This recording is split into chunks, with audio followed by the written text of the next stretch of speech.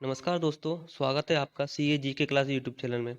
चलिए दोस्तों, भारत के संविधान की एमसीक्यू सीरीज में आज का आपका टॉपिक है संविधान का सामान्य परिचय। संविधान के सामान्य परिचय से जो भी क्वेश्चन आपके एग्जाम में बार बार पूछे जाते हैं उन्हें आज हम एमसीक्यू में कवर करेंगे। चलिए स्टार्ट करने से पहले अगर आपको वीडियो अच्छी लगे तो वीडियो को लाइक जरूर कर देना और अपने दोस्तों को शेयर कर देना। चलिए स्टार्ट करते हैं। पहला प्रश्न है, विश्व का सबसे बड़ा लिखित एवं सर्वाधिक व्यापक संविधान किस देश का है? भारत का, ब्रिटेन का, कनाडा का या दक्षिण अफ्रीका का? सही आंसर इसका ऑप्शन नंबर ए भारत का।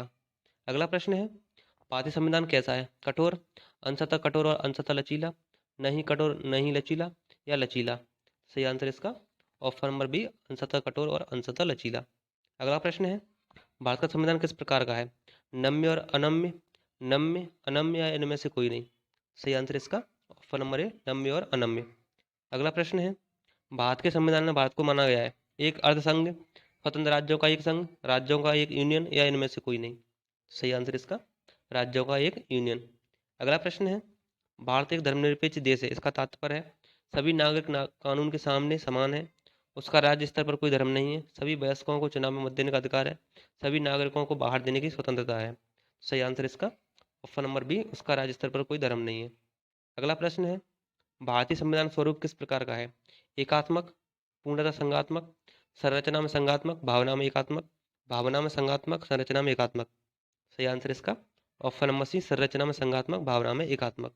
अगला प्रश्न है, भारतीय संविधान के संदर्भ में कहा गया है कि यह मौलिक संविधान है, वकीलों का स्वर्ग है, विकासशील संविधान है या तानाशाही संविधान है? सही आंसर इसका वकीलों का स्वर्ग है। अगला प्रश्न है, भारतीय संविधान पर सबसे अधिक प्रभाव किसका पड़ा है?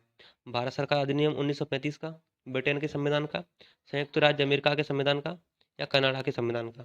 सही आंसर इसका भारत सरकार अधिनियम 1935 का। अगला प्रश्न है, निम्नलिखित में से यह किससे निर्धारित होता है कि भारत का संविधान प्रसंघीय है? संविधान लिखित और अनम्य है, न्यायपालिका स्वतंत्र है, केंद्र एवं राज्य की भी शक्तियों का वितरण, अवशिष्ट शक्तियों का केंद्र में निहित होना? सही आंसर इसका ऑप्शन नंबर सी केंद्र एवं राज्य की भी शक्तियों का वितरण होना। अगला प्रश्न है, भारत में प्रजातंत्र इस तथ्य पर आधारित है कि संविधान लिखित है, यहाँ मौलिक अधिकार प्रदान किए गए हैं, जनता से सरकारों को चुनने तथा बदलने का अधिकार प्राप्त है, यहाँ राज्य के नीति निर्देशक तत्व हैं?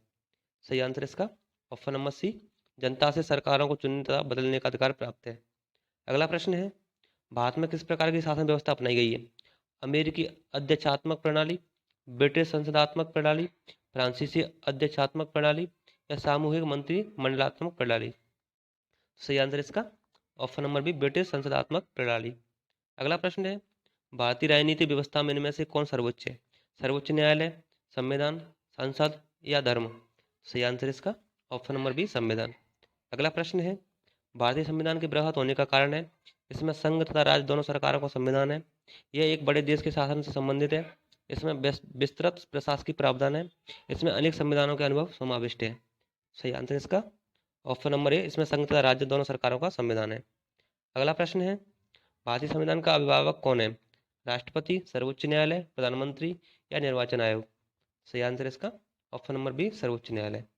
अगला प्रश्न है, भारतीय संघीय व्यवस्था की एक विशेषता है दोहरी नागरिकता, संविधान की सर्वोच्चता, केंद्र में संपूर्ण शक्तियों का एकीकरण? सही आंसर इसका ऑप्शन नंबर बी संविधान की सर्वोच्चता।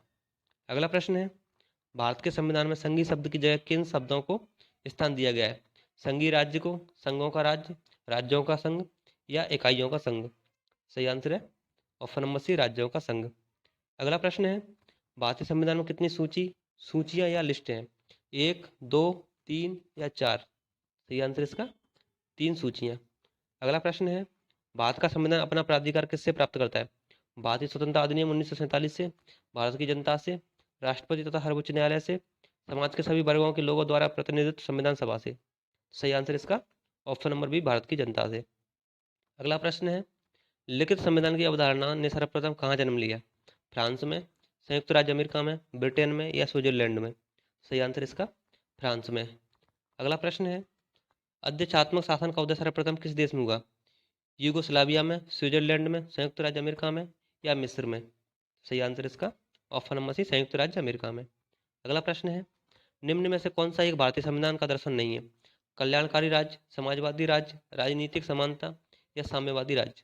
सही आंसर इसका ऑप्शन नंबर डी साम्यवादी राज्य। अगला प्रश्न है, निम्नलिखित में से कौन सी विशेषता भारतीय संघ और अमेरिकी संघ दोनों में साझा है? एकल नागरिकता, दोहरी नागरिकता, संविधान में 3 सूचियां, या संविधान की व्याख्या के लिए संघीय उच्चतम न्यायालय। सही आंसर इसका ऑप्शन नंबर डी, संविधान की व्याख्या के लिए संघीय उच्चतम न्यायालय।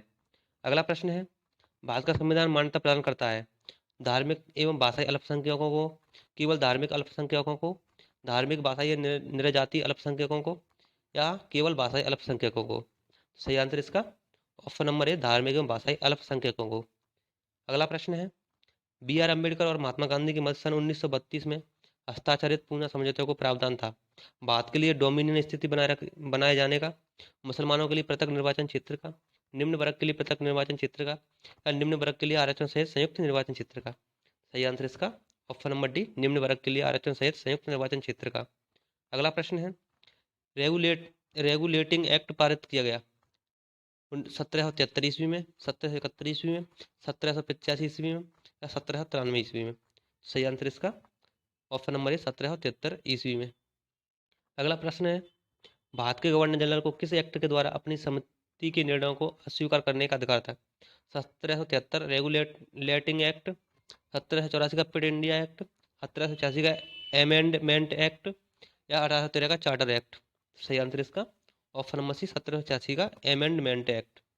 अगला प्रश्न है, महारानी विक्टोरिया को भारत की साम्राज्ञी नियुक्त किया गया 1885 ईस्वी में, 1875 ईस्वी में, 1858 ईस्वी में, या 1866 ईस्वी में। सही आंसर इसका ऑप्शन नंबर सी, 1858 ईस्वी में। अगला प्रश्न है, मिंटो मार्ले सुधार का उद्देश्य क्या था?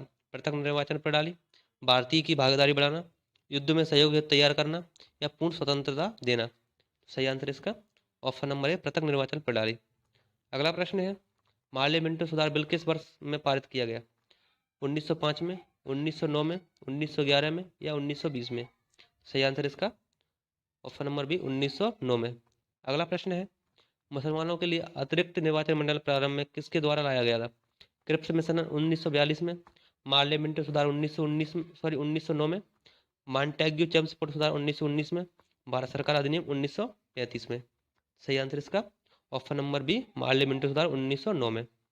अगला प्रश्न है, 1909 के इंडियन काउंसिल एक्ट में किस बात की व्यवस्था की गई? द्वैध शासन प्रणाली की, सांप्रदायिक प्रतिनिधित्व की, या संघीय व्यवस्था की, या प्रांतीय व्यवस्था की।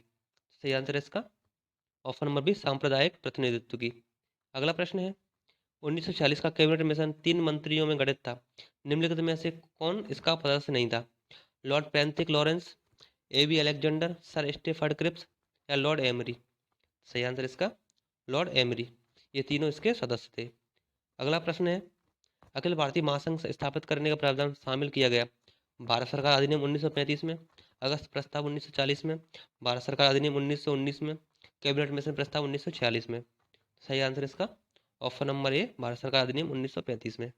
अगला प्रश्न है, मॉन्टेग्यू चेम्सफोर्ड सुधार में प्रावधानों का सार था राज्यों की स्वायत्तता का, प्रांतों में दोहरा शासन का, हिंदू मुस्लिम अलग अलग निर्वाचन व्यवस्था का, या राज्यपालों को वीटो शक्ति का। सही आंसर इसका ऑप्शन नंबर बी, प्रांतों में दोहरा शासन का। अगला प्रश्न है, भारत का संविधान लागू होने तक स्वतंत्रता के पश्चात इसका शासन किसके अंतर्गत चलाया गया? 1935 के भारत सरकार अधिनियम के अनुसार, भारतीय नेताओं के परामर्श से बने कानून द्वारा, इंग्लैंड के संविधान के अनुसार, या उपरोक्त में से कोई नहीं। सही आंसर इसका ऑप्शन नंबर है 1935 के भारत सरकार अधिनियम के अनुसार। चलिए दोस्तों, आज की वीडियो यहीं समाप्त होती है, मिलते हैं अगली वीडियो में। अगर आपको वीडियो अच्छी लगी तो वीडियो को लाइक करें और अपने दोस्तों को शेयर करें। अगर आप हमारे यूट्यूब चैनल पर नए हो तो चैनल को सब्सक्राइब करें और बेल आइकन को जरूर प्रेस करें, जिससे आपको नई वीडियो का नोटिफिकेशन तुरंत मिल सके।